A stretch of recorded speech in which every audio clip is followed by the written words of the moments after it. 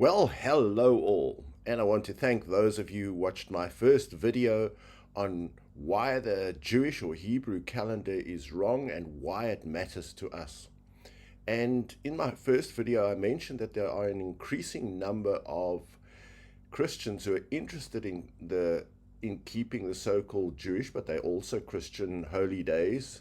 And I'm talking about the Sabbath, the weekly Sabbath, and also the 7 annual holy days.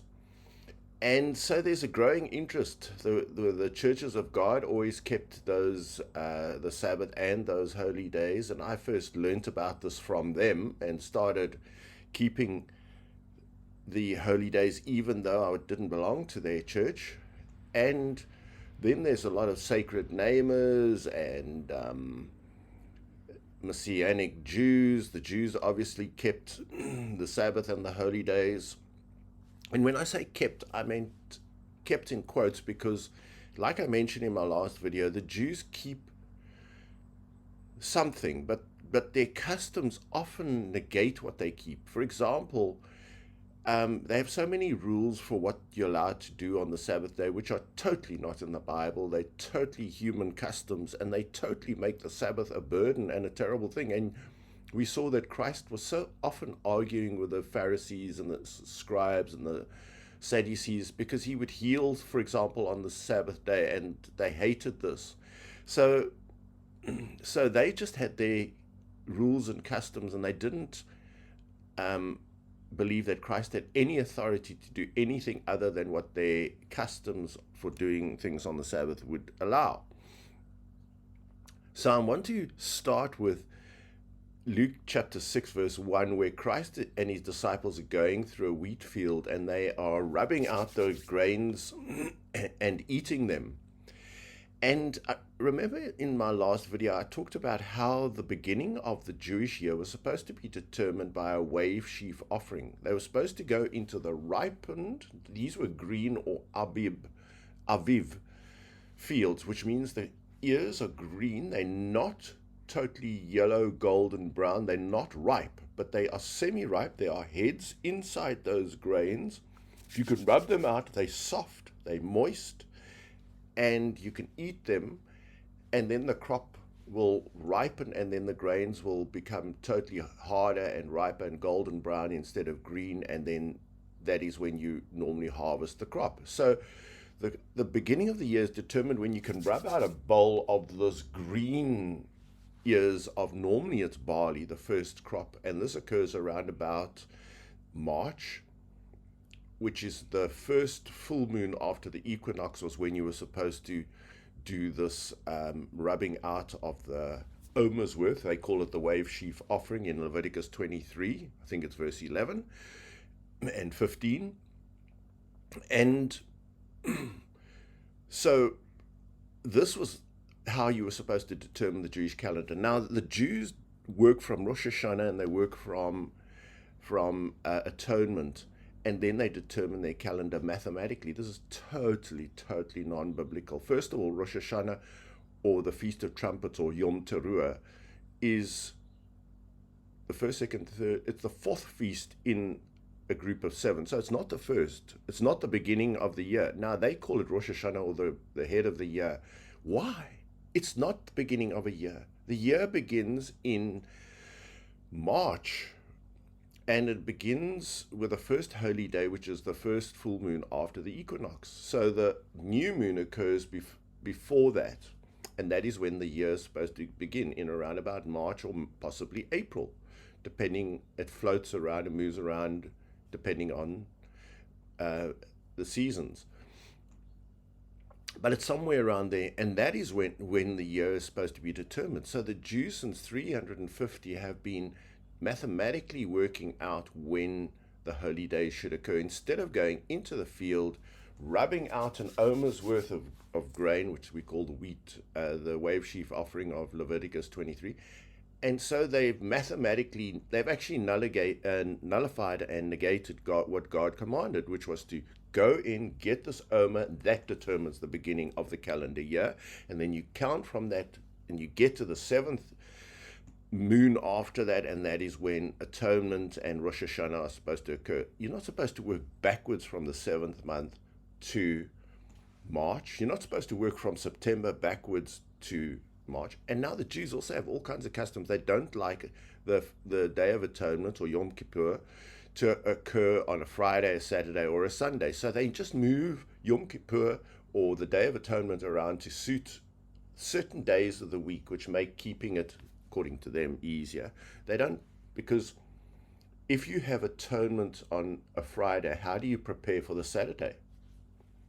It's not a big deal, folks. You fast on the Friday, you keep the Sabbath on the Saturday. Yes, you must do a little bit of cooking on the Saturday, but can you not even prepare on the Thursday if necessary? Who cares? I mean, God doesn't prohibit making food on the Sabbath day. You're allowed to have your wheat picks and your post toasties or your all bran flakes or whatever it is you're going to eat. You're allowed to cook an egg. You're allowed to. The Sabbath was never meant to be a burden. So because the Pharisees made it so that you can do nothing, you can't tear your toilet paper, you can't press a lift button on the Sabbath day, now they have to come up with all these stupid rules which move the holy days around, and they do it mathematically, and they have what are called postponements. Look into it. Now, I don't want to study the whole way the Jewish calendar is wrong. I just want to know that they are wrong. They move the holy days around, and therefore I know they're wrong. Their calendar is completely done the wrong way, and it's back to front, because they start with Atonement and Rosh Hashanah, and they move backwards, and then that's the way they determine the first month, instead of waving the wave sheaf. Yes, there's a sufficient crop in the fields, in the Holy Land, and we know that this year, 2024, there is sufficient crop. It is Aviv, Field 5. I gave it in my previous, in the Jordan Valley. It's got green ears of corn. There's enough to get an omer's worth. So therefore, March now is the time to celebrate Passover. The Holy Land has determined it. So if I had no knowledge of the Holy Land, I just keep the first full moon after the equinox, which is also how Easter is determined. They take the first Sunday after the full moon after the equinox. So there's a very interesting story. As I say, I want to get to it before I waste too much time here. And let's go and have a look at Luke 6 verse 1. And it came to pass on the second Sabbath after the first, that Christ went through the cornfields, and his disciples plucked the ears of corn and did eat, rubbing them in their hands. And certain of the Pharisees said unto them, Why do you that which is not lawful to do on the Sabbath days? And Jesus answered them and said, Have you not read so much as this, what David did when himself was an hungered, and they which were with him, how he went into the house of God and did eat the showbread, etc. And Luke 6 verse 5, and he said unto them that the Son of Man is Lord also of the Sabbath.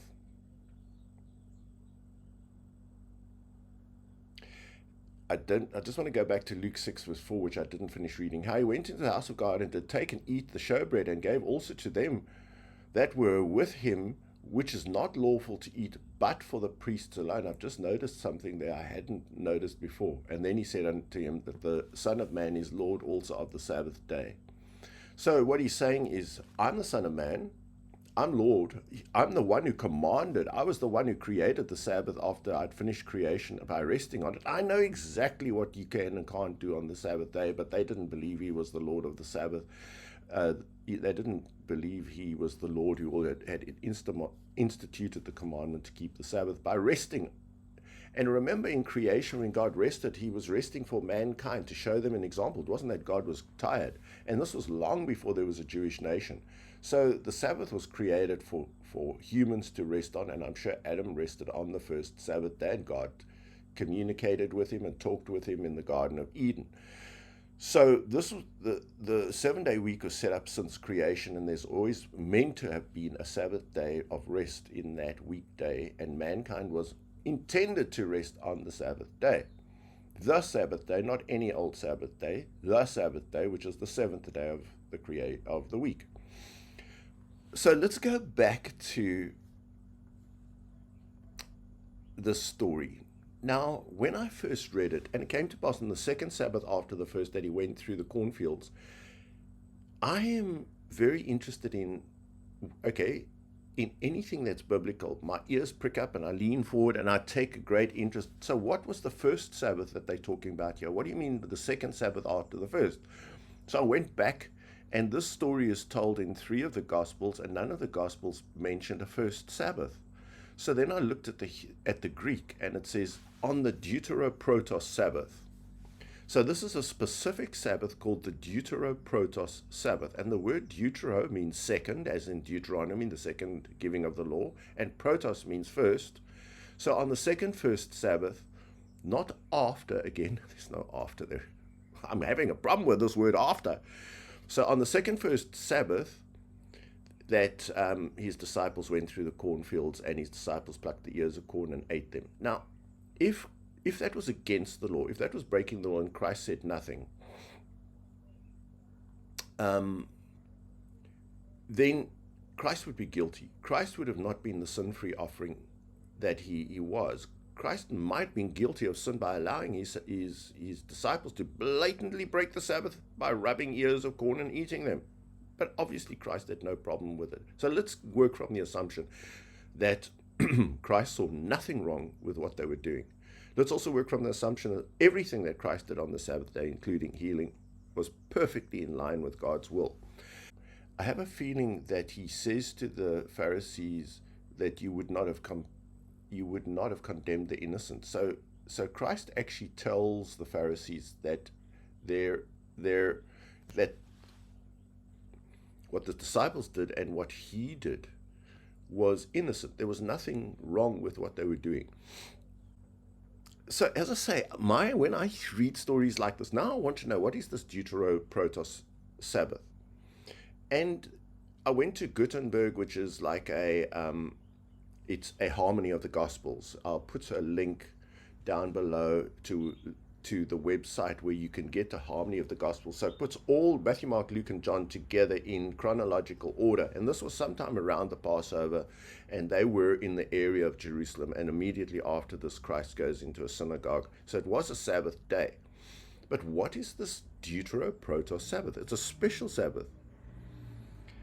So what is the first Sabbath in the holy day? I'm talking about the annual Sabbaths. The first one is Passover. So that is the first Sabbath. The second Sabbath is at the end of unleavened bread. The third Sabbath is Pentecost. The fourth Sabbath is Rosh Hashanah. The fifth Sabbath is Atonement. The sixth Sabbath is the first day of the Feast of Tabernacles. And the seventh Sabbath is Shemini Atzeret, or the last great day, which is it's 8 days. You have 7 days of keeping the Feast of Tabernacles, and then on the 8th day, which follows that is called Shemini Atzeret. So those are the 7 holy day annual Sabbaths. And this is actually referring to the first of those annual holy day Sabbaths. So what does it mean by the second first? It means the second part of the first Sabbath. The Sabbaths start in the evening and they end in the evening. So you have the evening at the start, and then the second part of the day is the morning. So this is occurring on the Sabbath morning. It's on the Sabbath, not after the Sabbath, because obviously they criticize him because it is a Sabbath. It's a holy day Sabbath. This is not an ordinary weekday Sabbath. This is a holy day Sabbath. Just like people get so confused when they read about the wave sheaf being on the morrow, the Sabbath. It's a holy day Sabbath. So you have to keep clear in your mind that there are there's the weekly Sabbath, and then there's the 7 holy day Sabbaths. And Passover is the first one of those. So this is the morning of Passover, that the disciples in Christ are going through a grain field, and they're rubbing the ears of corn. Now that reminds us of Leviticus 23, where they had to rub out an omer's worth of corn. The disciples are portending and picturing the torturing of Christ, which is what that wave sheaf offering is all about. They are picturing this. They're eating it. We have to eat Christ, but they're plucking these ears of corn, rubbing them. They're doing what the Pharisees refused to do and should have done. Then certain of the Pharisees said unto them, Why do you that which is not lawful to do on the Sabbath day? You see, the Pharisees waited till the morrow after the Sabbath to start to do the wave sheaf offering. But they were supposed to do it on the Sabbath. But because of their hypersensitivity to supposedly keeping the Sabbath, they refused to pluck a bowl's worth of corn and wave it before the Lord on the Sabbath day, which was the day they were commanded to. So the disciples were doing the correct thing. They were in fact acting like the priests and rubbing out a bowl of ears of corn exactly the way God had commanded to do, which the scribes and Pharisees weren't doing. I was just looking at this thing about David, which is not lawful to eat but for the priests alone. And I'm thinking that these disciples were the new priests. Remember, Christ says you're a kingdom of kings and priests. These were people acting like the priests. They are the new priests. And they were allowed to eat this because it is for the priests alone. But that I've just noticed now. But the main point I want to get at is because the Pharisees were disobeying God. Now, when God says do something, you're supposed to do it. Don't postpone it. Don't say on the day afterwards I'll do it. Don't move atonement around. If God says I want you there on this day, and you say, well, that's inconvenient for me, I'll come at 2 days later. I've postponed it by 2 days.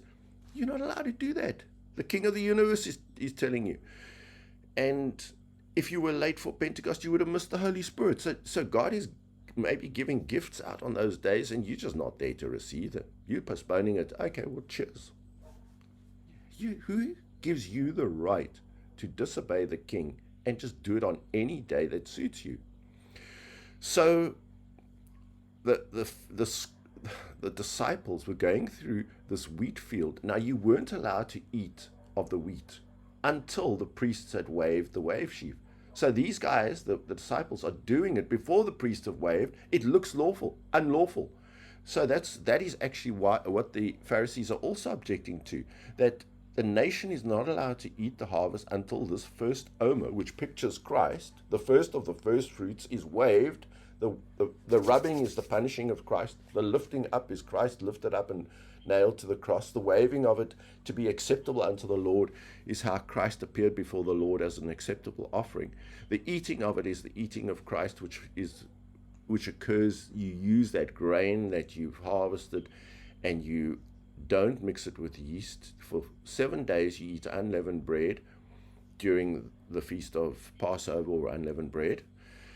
And so these disciples are doing exactly what they're supposed to be doing. In fact, they're fulfilling the priestly role, which is they're getting like an omer's worth. They're signaling the beginning of the harvest, which the priests would have probably done the next day. You don't leave crops in the field. If they're available, and remember, it's been a whole year since you had your last harvest, you pick the crops and you start eating them even when the ears are green. You can roast them in fire, as Leviticus tells you to do. You can make them into porridge. You can do whatever you want to do with these green, and slowly the rest of the harvest will ripen fully and become hard, and then you will cut it with a scythe and thresh it and get out the grain. The grain normally, aviv, means green ears of corn, not fully mature ears of corn. So the first month of the calendar is Abib or Aviv, which means green ears of corn. Very interesting. It's even the first month is named after what you're supposed to have, which is green ears of corn. And you're supposed to get the first omer's worth and wave it before the Lord before everybody then piles into the harvest and harvests their fields or harvests the ripe fields. And then they have a feast of eating unleavened bread made from this new grain. So it's so interesting that here in Luke, we are seeing that the Pharisees are doing this all wrong, but the disciples are actually the ones who are doing it correct. They are harvesting on the Sabbath day. On the Sabbath day, they are harvesting before they are getting this omer's worth of grain. And the Pharisees think, no, You're only allowed to eat tomorrow after the Sabbath when we have got an omer's worth. But Christ is ignoring them. Christ doesn't care about the Pharisees. They always chose to argue with him, and that's why he was drawn into just defending and giving a short answer to them and basically telling them they're wrong and then moving on. Christ didn't spend his life arguing with these people that had totally corrupted his calendar. So I thought this is just an interesting insight into how the disciples are doing the right thing. So when Christ is finally crucified, remember he ate the Passover a day before the Jews were eating the Passover, because the Jews had postponed Passover by a day. Christ was on the right day, and he was crucified on the Sabbath day, which was the Passover. In fact, he was crucified on this exact deuteroprotos day a year or two later. So this, I take it that the second Sabbath after the first, or the deuteroprotos Sabbath, is the first. Protos means first holy day Sabbath. Deutero means the second part of that day, which is the morning. And then we can see it's the morning because Christ then goes into a synagogue later on. So what I think is also just as interesting to finish off with is this is not an insight into how Christ foraged and his disciples stealth camped and managed to feed themselves along the way. All stories in the Bible are told for a very specific reason. They are included in the Bible for a very, very specific reason. And that reason is not to show how Christ and his disciples were going and stealing apples and, walking around the grain fields and harvesting corn. If you read the New Testament, it doesn't tell us how Christ got food. Just think about that for a moment. We have no clue how for 3.5 years Christ and his disciples got food. Every day they're walking from town to town. How do they get food? They don't take a purse. They don't take a script. Judas had a money bag, but Judas was part of the two, off somewhere. And they went out 2 by 2 to towns ahead to herald the coming of Christ. And they were told to rely on what they were given. And Christ asked them, did you lack anything? And they said, no, we didn't lack anything. So that God provided for them somehow, miraculously, and people would take them into their houses because the disciple would say the rabbi is coming and he can heal and he's and they would say, and then people would believe the disciples that Christ was coming, and then they would feed them and look after them and the disciple. But it was a rough life. I mean, there was no guarantee of even 1 square meal a day. You're walking from town to town. Imagine how tired, how hot, how hungry you were. And there's you're not necessarily carrying more than a little bit of bread with you. They weren't fishing on the way. They weren't raiding wheat fields like this. This story is included not to show how they acquired food, but to show how they actually obeyed the wave sheaf offering themselves on the deuteroprotos Sabbath. And they were more righteous and doing it the correct way on the Sabbath, not after the Sabbath. And if you go to my first video, you will see that the after is not there in all those scriptures in Leviticus 23. It says on the morrow after the Sabbath. It should be on the morrow, the Sabbath, or the Sabbath morrow, where they were supposed to harvest an omer's worth of grain. And then from the Sabbath morrow, they were supposed to count to 50 days to Pentecost on the morrow. Pentecost is also a Sabbath day. It's the third Sabbath day of the holy days. And on that very Sabbath morrow, the Holy Spirit was given at 9 o'clock, at the exact same time, 50 days later, after the wave sheaf was offered, which was Christ on the cross. So all these holy days have super lot of significance for Christians. And if Christians want to keep them, they need to consider that the Jewish days which they are keeping them may be completely wrong. The Jewish calendar may be completely wrong. So if you were thinking of keeping it and you wanted to keep it on the day that God actually commanded in Leviticus 23, you got to abandon the Hebrew calendar. Now, I kept these holy days for decades. From 1968 or so, when I was about 15, 16, I came to an understanding of it. I wasn't in any church, but I started keeping these holy days and the Sabbath.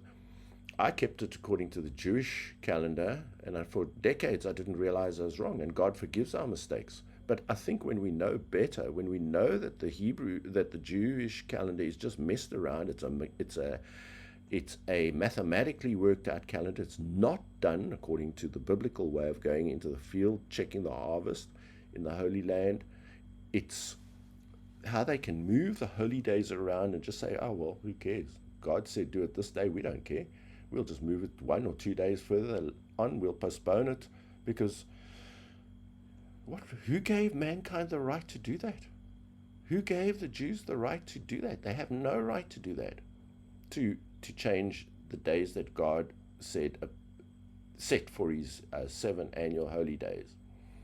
So I thought you might find this interesting. And here we have Christ, who's the ultimate Christian, and his disciples fulfilling these roles. And then later on they go into the synagogue. They kept the Sabbath day. They went to church on Saturday. But this was not a Saturday.